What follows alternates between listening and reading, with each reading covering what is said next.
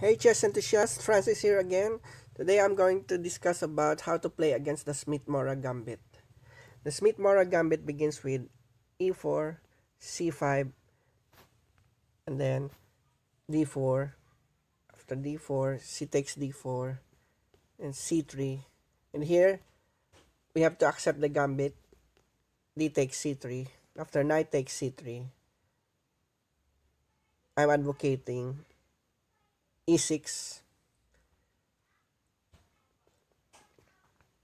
And if white plays bishop to c4, we have knight to e7. Now here, the moves which are usually played by white.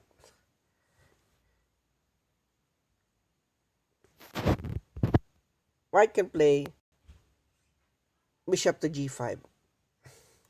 Here, while f6 is immediately playable, I'm advocating for a6. So after a6, if white plays knight to f3, we have h6, kicking away the bishop, and if the bishop moves, bishop h4, we have b5, kicking away the other bishop, and after bishop to b3, we have g5 as an aggressive move. White may play bishop to g3, and we have knight b to c6. We are allowing white to play bishop to d6.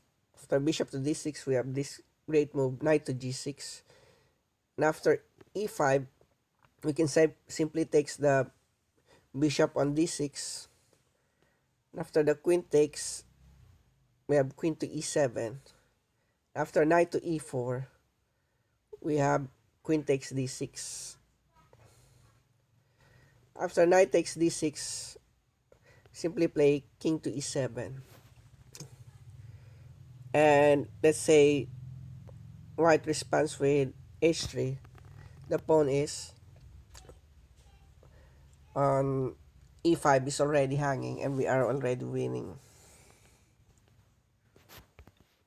If white castles, we have g4, and if the knight moves, let's say knight to e1, the pawn on e5 is hanging, so we can capture it with our knight.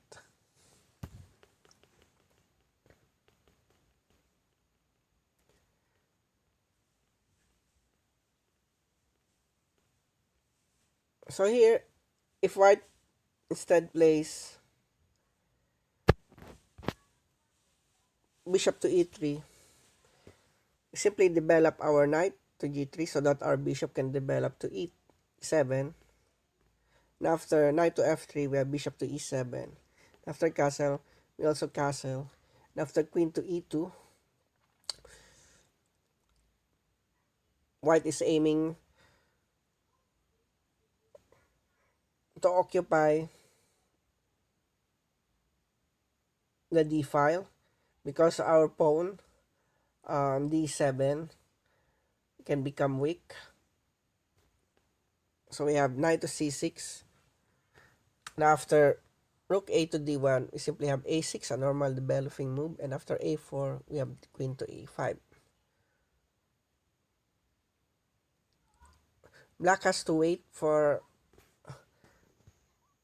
white's move, but usually here black can already play d6 or even the knight going to e5 square. So the critical squares here are knight to e5 and the d6 squares.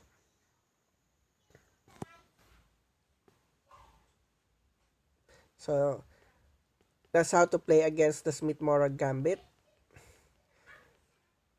Of course, this play is effective only against an immediate d4 by white and not against knight f3 first, and after we make a move of d6 to d4, she takes d4, and white usually plays c3, and if we upset the gambit, d takes c3, knight takes c3. we will have a different plan here.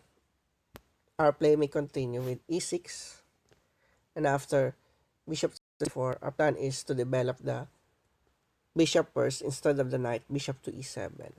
After castle, we have a6, and after queen to e2, we have bishop to d7. After the rook to d1, we have knight to c6. After bishop to f4, so our d6 pawn is weak. We have e5. After bishop to e3, we have knight to f6. And after knight to d5, we simply capture that knight. Knight takes d5. And after bishop takes d5, we may now castle. After rook a to c1, we have rook to c8. After h6, we have... After a3, we have h6. b4, queen to e8. After b5, we have a takes b5. After queen takes b5, we have knight to d4.